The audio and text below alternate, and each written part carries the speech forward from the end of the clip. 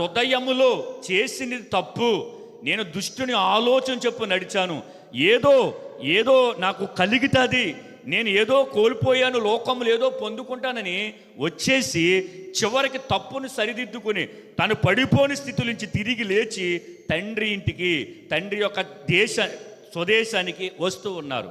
చూడండి, మనము కూడా చాలాసార్లు దేవుడి యొక్క సన్నిధిని కానీ, ప్రార్థనకు కానీ, ఉపవాసాలకు కానీ, దేవుని కొరకు చేసే సువార్త విషయంలో కానీ మనం వెనకడుగు వేస్తున్నామంటే నేనంటాను దుష్ట హృదయము మనలో ఉందేమో జాగ్రత్తగా చూసుకోండి.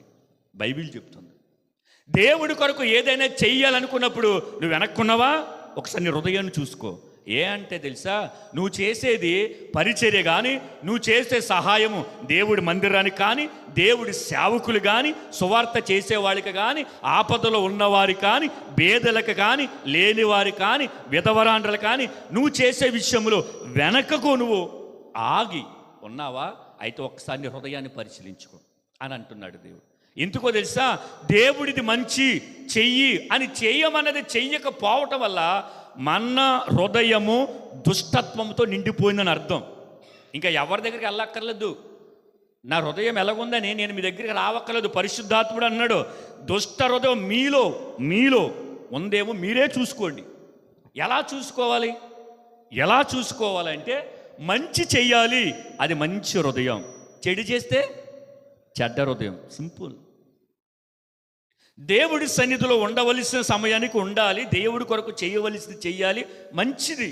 కానీ మనం అలాగ వెనక్కి వెళ్ళిపోతున్నామంటే కారణం ఒకవేళ మీలో ఏముందో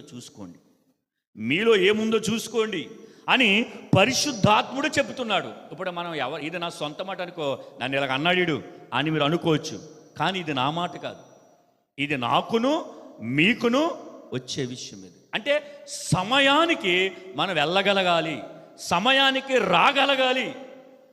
ఎందుకంటే నేనంతే, నాకైనా వర్తిస్తుంది. నేను చెప్తాను, నేను ఈ రోజుకి చెప్తాను, బలిపీఠకి నిలబడి 2013 నుంచి ఇప్పటి వరకు దేవుడి సన్నిధికి నేను పావు గంట ముందే ఉన్నాను తప్ప ఎప్పుడు సమయానికి వెళ్ళ. దేవుడికే మహిమ కలుగునుగాక.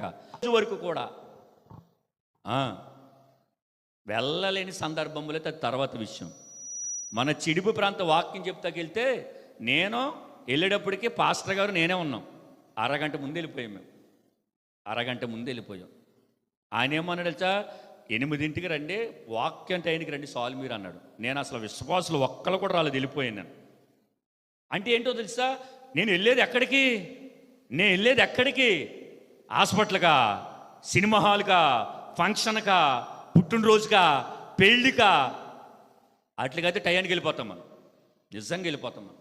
కానీ దేవుడి సన్నిధికి లేదా దేవుడి కొరకు లేదా ఎక్కడో సువార్త సభ జరుగుతుంది, నేను అంటాను దేవుడి మందిరమే కాదు, దేవుడికి సంబంధించింది ఏదైనా సరే నువ్వు వెనక్కి ఉన్నావా, ఒకవేళ ఉంటే నీ హృదయాన్ని ఒక్కసారి పరిశీలించు. అరే, ఇది దేవుడు పని కదా, దేవుడు చెప్పిన మాట కదా, దేవుడు నియమించిన ఆజ్ఞ కదా, దేవుడు ఏర్పరిచిన నిబంధన కదా, ఇది నేను చేస్తే పరలోకం వెళ్తాను కదా, ఇది నేను చేస్తే ఆయనతో ఉంటాను కదా, ఇది నేను చేస్తే పరిశుద్ధులతో సహవాసం ఉంటాను కదా అని అనుకోకుండా మనలో దుష్ట హృదయం అనేది ఒకటి ప్రవేశించిన తర్వాత మనం ఏమనుకోండి చెప్పనా, ఏం పర్వాలేదులే.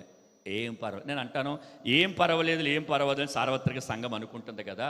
నేను అంటాను మరి ఈ రోజు వరకు కూడా బ్రతికి బట్టగట్టి ఇక్కడ కూర్చున్నామంటే ఎవరు కారణం? నువ్వు చెప్పు.